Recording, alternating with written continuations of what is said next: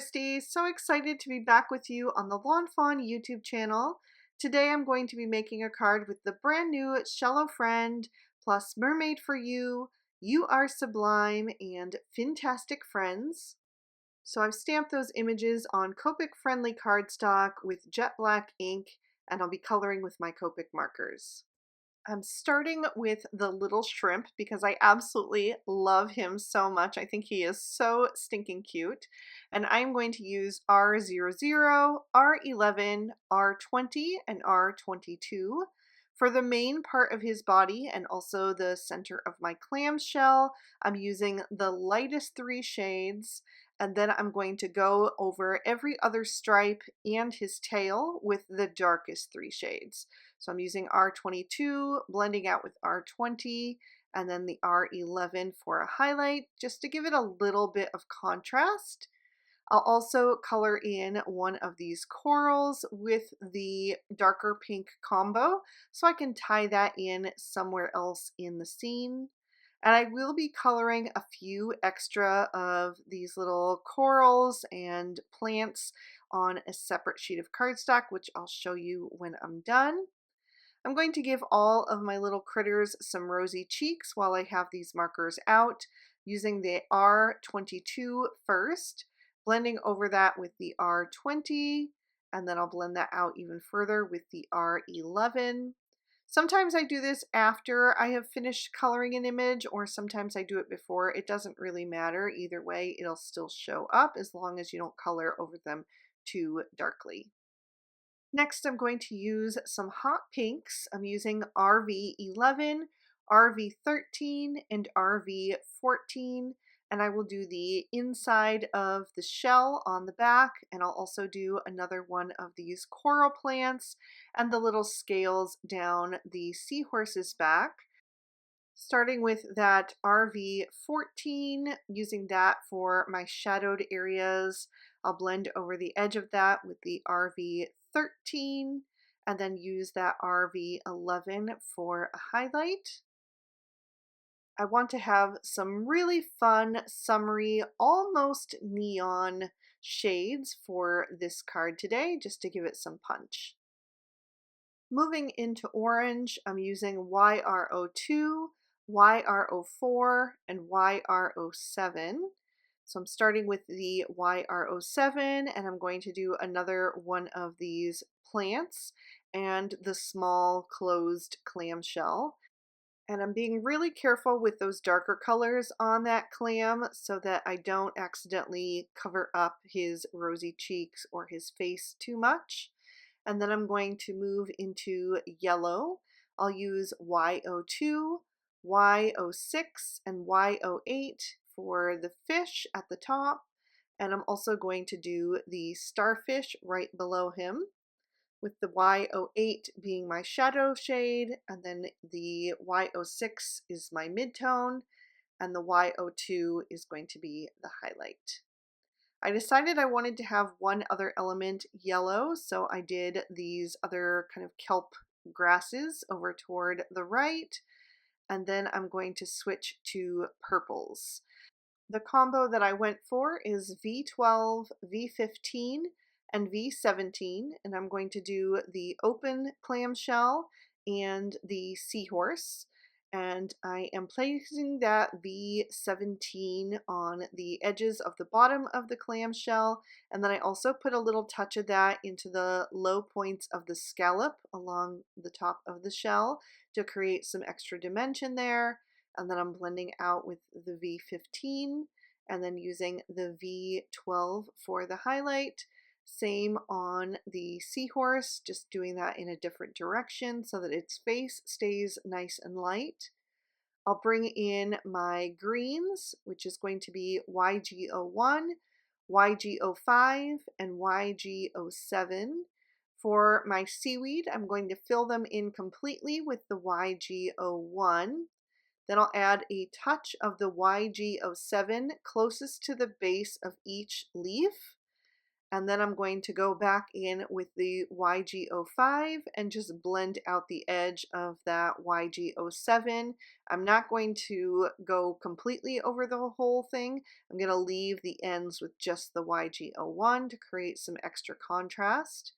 And then for the other grasses, I used only the darkest two shades, the YG05 and the YG07. For my rocks, I'm going to bring in E70 and E71. I didn't want to get too dark with these, so I only went as dark as the E71. But once I've blended it out, I will go back and do a second layer of that E71 and just leave it. Then I'll bring in that extra panel and trim all of these images out with their matching dies. For my background, I'm starting with a piece of Bristol smooth surface cardstock, and I'm going to take 3 of the circle stackables and arrange those on my panel and figure out where I want those to go. And then once I have that placement, I'm going to grab a pencil and trace around them. So I'm using them as a template because later I am going to create a panel with 3 windows that I want to look down onto this panel. So I just need to make sure that I have those circles defined so that I can ink blend in the right places and make sure that all of this area is covered. Then I'm going to do my ink blending, and I'm going to do some sand and some sea in each of these windows. So I'm starting with the sand portion, and I'm using some antique linen distress oxide ink at the bottom for that. And it doesn't have to be super precise because a lot of it is going to get covered up by the imagery. I just want to have like vague patches of color.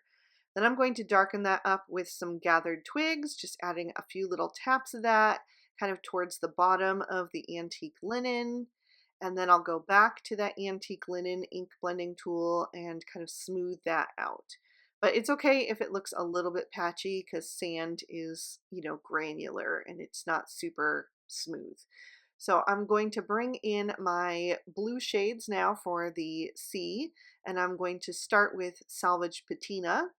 And I'm going to bring that down into the antique linen so it kind of just overlaps it just slightly so that it looks like the sand is actually underwater and that it is, kind of mixed in with the water and not like its own separate thing. So once I have that laid in, I'll bring in peacock feathers, and I am barely tapping that ink blending tool onto that pad because I only want a little bit of that. I would just want to darken up that salvage patina. I don't want to have too much dark color because I'm working in these small little circles of space. I'll go back to that salvage patina and just blend over that. Add a little bit more of the peacock feathers as needed and blend again until I'm happy with how this looks. I'll set that aside to dry and switch my attention to the window panel. So I've just taken another piece of white cardstock and trimmed that down with the largest of the large stitch rectangle stackables to give it that stitching detail. And now I'm going to take those same 3 circle stackables and line them back up. And then I'm going to tape them into place with a little bit of post-it tape, just making sure I have them evenly spaced from each other and also from the edges of the card. And then I'll run that through my die cutting machine. And once I've done that, I can pop out those little dies, and I can save that negative circle for another project if I'd like to, but I'm left with these little windows that are going to look down into this little ocean scene. So I've added a whole bunch of foam tape to the back of this panel so it will be really well supported. And I'm going to peel off those release papers and I'm going to line that up over top of the blended background. Make sure I have that right where I want it, and then I'll press that down so that the foam tape picks up the background panel. I'm actually going to have two sentiments on today's card, and I am stamping those in the large bubble clusters from Shello Friend, and then I've also got a smaller bubble cluster. I'm doing the outline in peacock ink, and then the sentiments I'm going to do in VersaFine Onyx Black ink, just to make sure they really stand out with all of the other elements that I've got going on in this card. And then I'm going to also stamp on the inside of my card.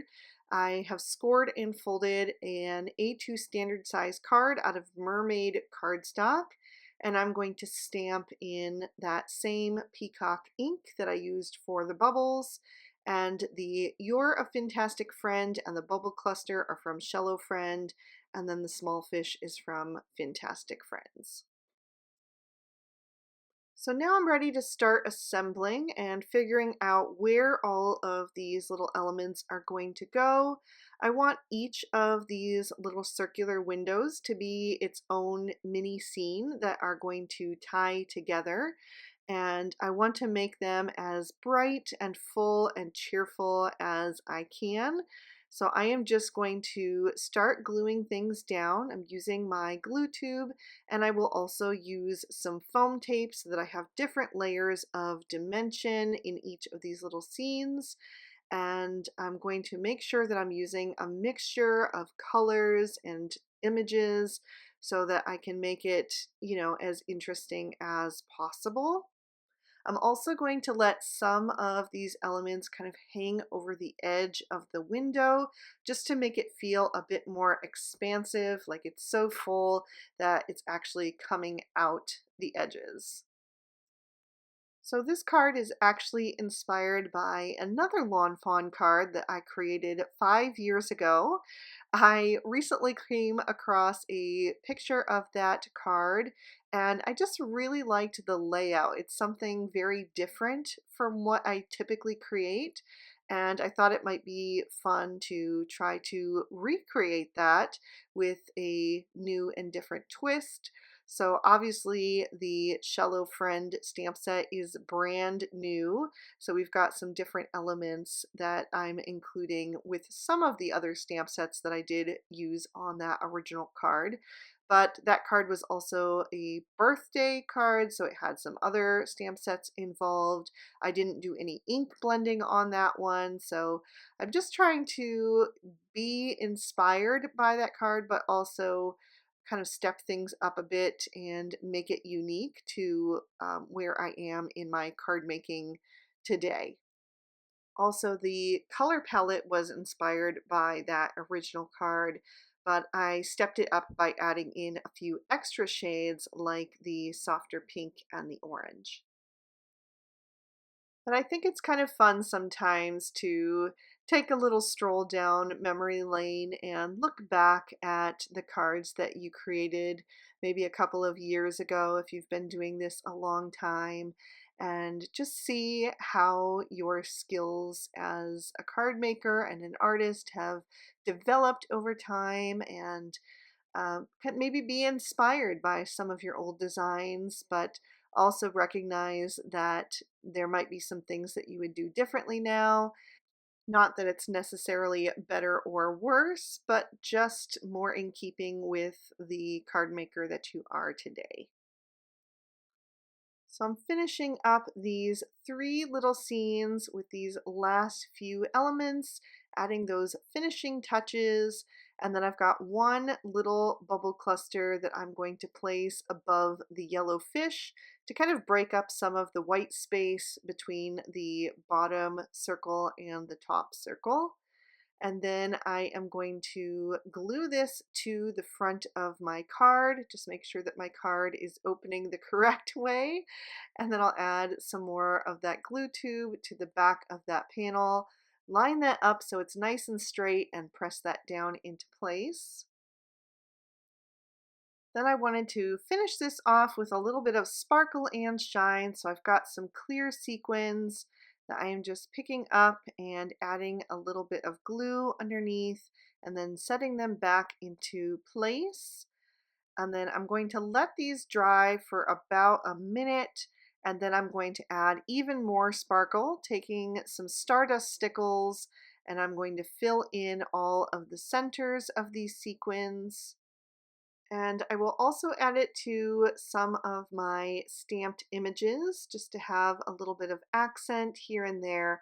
I put it on the fins of my seahorse, on the darker stripes of my shrimp, and then along the sides of some of my coral and plants, on the starfish and the small clamshell, on the inner part of the larger clamshell, and along the edges of the fish's fins, just kind of here and there on some of the coral, wherever I thought it would kind of just add a little nice, interesting element to catch the eye when this card is tipped into the light. And that is going to finish this one off, so I'll lift that up so you can see it in a bit more detail and give you another peek at the inside. I really hope you guys enjoyed this one. If you do, please give the video a like and leave me a comment down below. I love hearing from you guys. I always look forward to reading your comments. Thank you so much for watching. Have an amazing day. Bye-bye.